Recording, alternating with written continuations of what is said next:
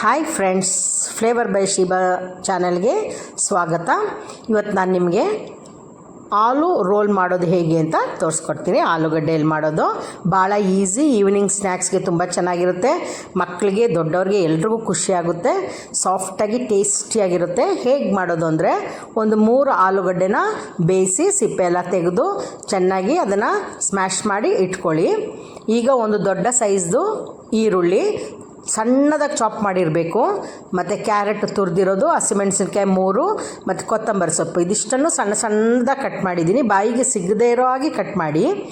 ಆಮೇಲೆ ಇದು ಒಂದು ಬೌಲಿಗೆ ಹಾಕ್ಕೊಳ್ಳಿ. ಇದನ್ನು ಹಾಕ್ಕೊಂಬಿಟ್ಟು ಆಲೂಗಡ್ಡೆ ಇದನ್ನೆಲ್ಲ ಚೆಂದ ಪುಡಿಯಾಗಿ ಮಾಡಬೇಕು, ಹಾಗೆ ಹಾಕಬೇಕು. ಅದಾದಮೇಲೆ ಅಚ್ಕಾರದ ಪುಡಿ ಸ್ವಲ್ಪ, ನಾವು ಆಲ್ರೆಡಿ ಹಸಿಮೆಣಸಿನ್ಕಾಯಿ ಹಾಕಿದ್ದೀವಿ, ನೋಡಿ ಹಾಕಿ ನಿಮ್ಗೆ ಎಷ್ಟು ಖಾರ ಬೇಕು ಅಂತ. ನಾನು ಸ್ವಲ್ಪ ಸ್ಪೈಸಿನೇ ಅಲ್ವಾ, ಹಾಗಾಗಿ ಒಂಚೂರು ಜಾಸ್ತಿ ಹಾಕಿದ್ದೀನಿ. ಆಮೇಲೆ ಧನಿಯಾ ಪುಡಿ ಸ್ವಲ್ಪ, ಅದಾದಮೇಲೆ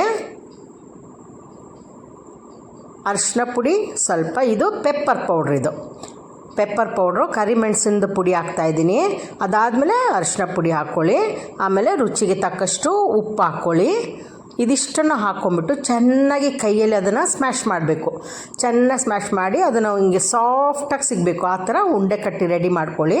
ಆಮೇಲೆ ಈ ಥರ ರೌಂಡ್ ಶೇಪಲ್ಲಿ ಹಂಗೆ ಮಾಡಿಕೊಂಡು ರೋಲ್ ಥರ ಮಾಡಿಕೊಂಡು ರೆಡಿ ಮಾಡಿ ಇಟ್ಕೊಳ್ಳಿ. ಈಗ ಒಂದು ಬೌಲಲ್ಲಿ ಕಾರ್ನ್ಫ್ಲೋರ್, ಇದು ಜೋಳದ ಹಿಟ್ಟು ಕಾರ್ನ್ಫ್ಲೋರ್, ಅದಕ್ಕೆ ಸ್ವಲ್ಪ ನೀರು ಹಾಕಿ ಕಲಿಸ್ಕೊಳ್ಬೇಕು.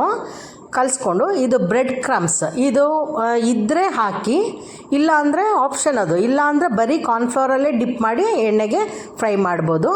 ಬಾಣಲಿಲಿ ಎಣ್ಣೆ ಇಡಿ, ಚೆನ್ನಾಗಿ ಎಣ್ಣೆ ಬಿಸಿ ಆಗಲಿ. ಅದಾದಮೇಲೆ ಸಿಮ್ಮಲ್ಲಿ ಇಟ್ಬಿಟ್ಟು ಇದು ಒಂದೊಂದು ರೋಲ್ನು ಈ ಕಾರ್ನ್ಫ್ಲವರ್ಗೆ ಡಿಪ್ ಮಾಡಿ, ಆಮೇಲೆ ಆ ಬ್ರೆಡ್ ಕ್ರಮ್ಸ್ಗೆ ಒಂದು ರೋಲ್ ಮಾಡಿ, ಅದಾದಮೇಲೆ ಎಣ್ಣೆಗೆ ಹಾಕ್ಕೊಡ್ಬೇಕು.